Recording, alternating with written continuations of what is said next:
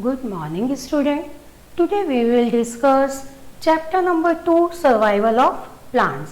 आज हम अपने साइंस का चैप्टर नंबर 2 डिस्कस करेंगे जिसका नाम है survival of plants.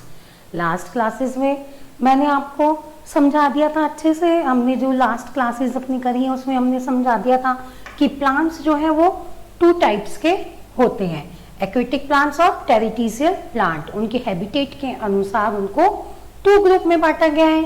Aquatic plants वो होते हैं जो पानी में ग्रो करते हैं, जो हमारे वाटर में ग्रो करते हैं, और टेरेस्ट्रियल प्लांट वो होते हैं जो हमारे लैंड में ग्रो करते हैं. ठीक है. अब इसमें मैंने आपको एक्वेटिक प्लांट्स में आपको 3 टाइप्स होती है वो भी समझा दी थी. एक तो हमारी होती है floating plants, fixed plant and submerged plant.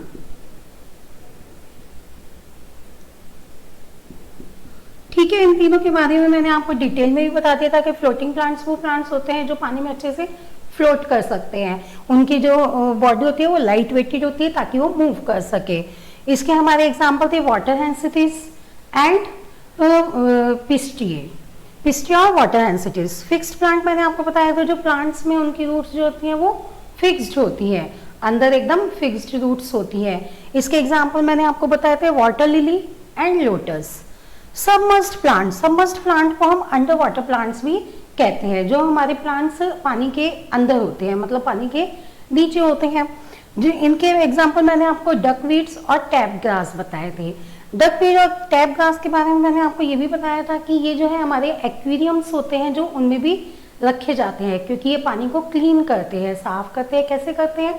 ये जो है वहाँ पे जैसे फिश वगैरह जो होती हैं, जो भी उसमें एक्वेरियम्स में रखे जाते हैं पानी के अंदर जो एनिमल्स होते हैं, वाटर एनिमल, तो वो क्या करते हैं? वो कार्बन डाइऑक्साइड छोड़ते हैं, ऑक्सीजन लेते हैं, आपको पता है. और पेड़ पौधे क्या करते हैं?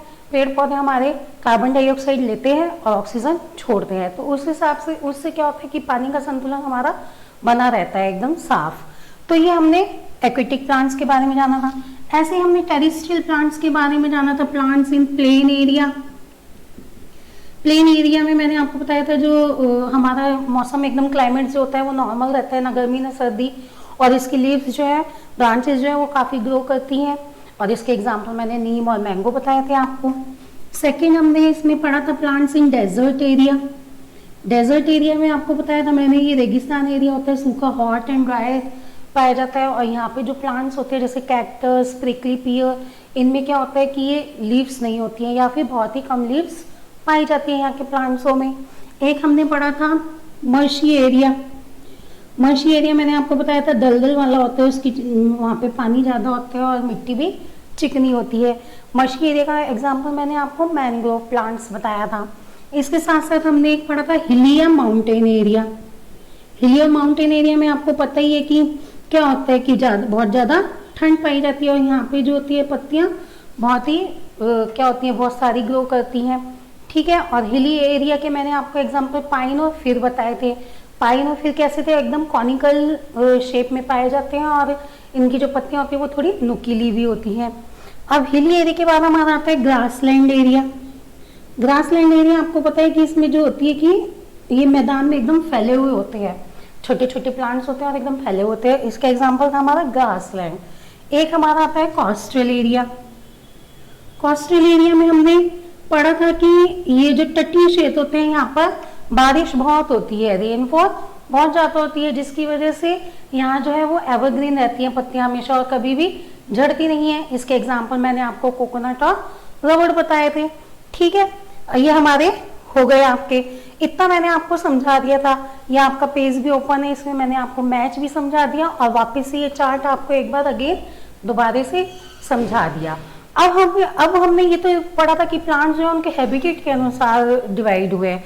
अब आज हम रीड आउट करेंगे कि प्लांट्स जो है वो कैसे अपना खाना ऑब्टेन करते हैं, कैसे प्राप्त करते हैं. आपको पता है कि प्लांट्स लिविंग थिंग्स है तो उनको खाने की तो जरूरत होगी ही ना, पानी चाहिए, वाटर चाहिए, खाना चाहिए. तो प्लांट्स जो है वो अपना खाना कैसे प्राप्त करते हैं, आज हम इसके बारे में जानेंगे.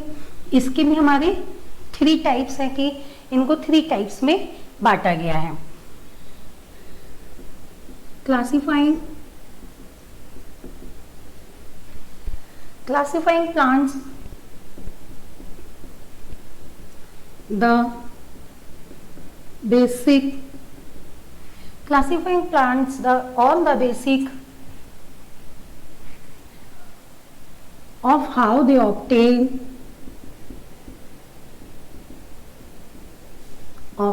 food, कि वो अपना खाना कैसे ऑब्टेन करते हैं। तो इसके मैंने आपको बताया कि 3 होते हैं। पहला है हमारा ग्रीन प्लांट्स। क्या है पहला हमारा? Green plants. सेकंड है हमारा नॉन ग्रीन प्लांट्स, और थर्ड है हमारा इंसेक्ट वायरस प्लांट। क्या है हमारा? Insect virus plant. अब ये भी हमारे 3 टाइप में है, green plants, non green plants and insect virus plants. तो आज हम ग्रीन प्लांट्स और नॉन ग्रीन प्लांट्स के बारे में जानेंगे। ग्रीन प्लांट्स आपको पता ही है कि ग्रीन प्लांट्स होते हैं जिनकी लीव्स ग्रीन होती हैं, जिनमें क्लोरोफिल नाम का सब्सटेंस पाया जाता है। आपको पता ही है कि क्लोरोफिल होता है तो वो फोटोसिंथेसिस प्रक्रिया मैंने आपको एक बार समझाई थी, उसी के द्वारा जो है प्लांट्स अपना खाना बनाते हैं और उसको लेते हैं, ग्रहण करते हैं, खाते हैं। और नॉन ग्रीन प्लांट्स में क्या होता है, जैसे नाम से पता चल रहा है नॉन ग्रीन प्लांट्स, यानी कि वो प्लांट्स ग्रीन नहीं होते हैं, उनमें कोई भी क्लोरोफिल नहीं पाया जाता है, इसलिए उनको नॉन फोटोसिंथेसिस भी कहा जाता है।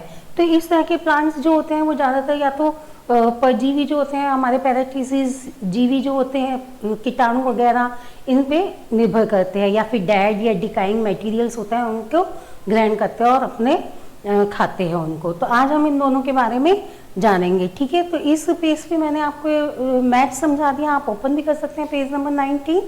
इसमें मैच आपको हमने पिछली बार समझा दिए थे, चार्ट मैंने आपको समझा दिया है।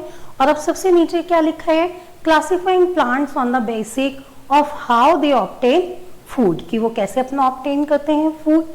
Plants are of 3 types based on how they get their food. Plants जो है वो 3 प्रकार से अपना खाना कैसे प्राप्त करते हैं वो हम जानेंगे। सबसे पहला है ग्रीन प्लांट, सेकंड है non green plants and third है इंसेक्ट वायरस प्लांट्स।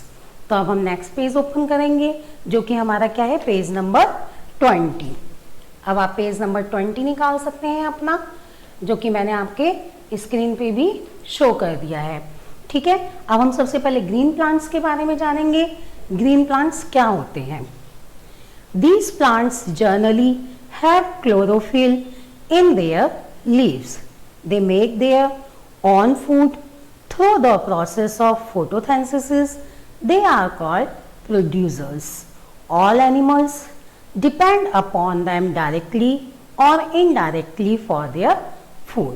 अब मैं आपको इसका मीनिंग बताती हूँ कि इस पैराग्राफ में क्या लिखा है। These plants generally have chlorophyll in their leaves. In plants में ज़्यादातर जो लीव्स होते हैं उनमें क्लोरोफिल पाया जाता है। They make their own food through the process of photosynthesis. जिन प्लांट्स में ये लीव्स में क्लोरोफिल पाया जाता है वो प्लांट्स क्या करते हैं, अपना खाना अपने आप बनाते हैं। किस प्रक्रिया के द्वारा, किस प्रोसेस से? फोटोसिंथेसिस प्रोसेस से। दे आर कॉल्ड प्रोड्यूसर, और हम उन्हें क्या कहते हैं, प्रोड्यूसर्स कहते हैं, क्योंकि वो खाना बनाते हैं इसलिए उनको प्रोड्यूसर कहा जाता है।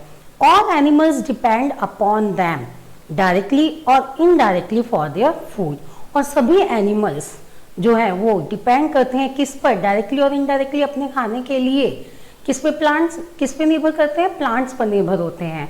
कि आपको पता ही है प्लांट्स, कुछ एनिमल्स जो हैं वो प्लांट्स खाते ही हैं, तो वो डायरेक्टली और इनडायरेक्टली जो है उन पर निर्भर रहते हैं। उन्हें ऑक्सीजन भी चाहिए होता है, खाना भी चाहिए होता है पेड़ पौधों से, तो वो उन पर निर्भर रहते हैं। अब हमारा सेकंड आता है non green plants. Non green plants में पढ़ते हैं हम, these plants have no chlorophyll, so they are called achlorophyllous और non photosynthesis plant. They depend on their living organism, parasites or dead and decaying materials, saprophytics to get their food. Cuscuta, dodder, Indian pipe and coral root are examples of such plants. Cuscuta is parasitic plant, whereas Indian pipe and coral root are saprophytic plant.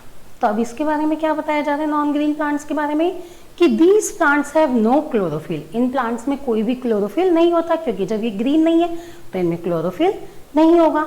So they are called achlorophyllous और non photosynthesis plant, इसलिए इनको non photosynthesis plant कहा जाता है।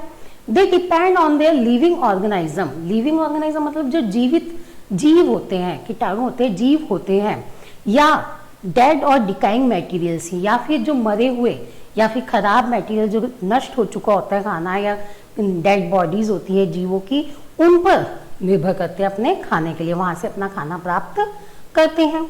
Cassata, Indian pipe and coral root are example of such plants. अब आपको यहाँ पे पिक्चर में 3 पिक्चर दी गई हैं, जिसमें कसाटा है, कोरल रूट है और इंडियन पाइप है। ये तीनों क्या है, हमारे नॉन ग्रीन प्लांट्स के एग्जाम्पल हैं। ये तीनों ही हमारे इसी तरह से खाना ऑब्जर्व करते हैं, अपना ऑब्टेन करते हैं। Cassata is a parasitic plant, cassata जो है वो पैरासिटिक प्लांट्स है, यानी कि वो परजीवी जीवित जो लोग होते हैं, परजीवी जो होते हैं, उनको खा जाता है। और whereas Indian pipe and coral root are saprophytic plants, saprophytic plants मतलब कि जो डेड और डिकेइंग मटेरियल्स होते हैं, जो मतलब खराब हो चुकी होती है, चीज़ें नष्ट हो चुकी होती है, या जो डेड बॉडीज होती है जीवों की, कीटाणु मर जाते हैं ना, जो उनको खा के अपना खाना प्राप्त करते हैं।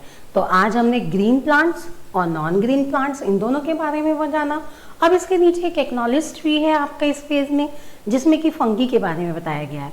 तो वो फंगी और इंसेक्ट वायरस प्लांट, इन दोनों के बारे में हम नेक्स्ट क्लासेस में जानेंगे। आज हम इतना ही पढ़ेंगे, और अब इसके बाद जो मैं वर्कशीट में वर्क भेजूंगी आपको नोटबुक में नोट करना है। Okay, thank you.